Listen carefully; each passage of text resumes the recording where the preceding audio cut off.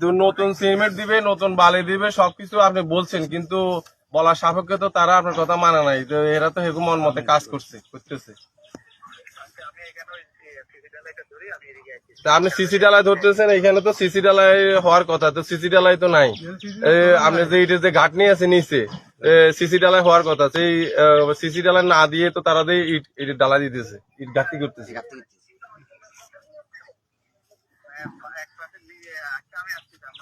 আমি বলি ওই যে- হ্যাঁ, আসসালামু আলাইকুম। আপনাদের আমি যেটা বলি এটা আপনাদের শিডিউলের সাথে ঠিক আছে কিনা আপনি একটু মিলিয়ে দেখেন। আপনাদের 8 রদ্দা গাঁথনি ছিল এখানে, রাইট?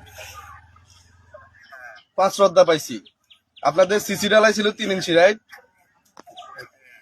টোটাল সিসি ডালাই পাই নাই। আপনাদের 4 একে প্রমোশন ছিল, রাইট? 7 একে পাইছি, এবং সিমেন্ট গুলা একে একে দিল, এগুলা কার্যকর না, ডুবলি।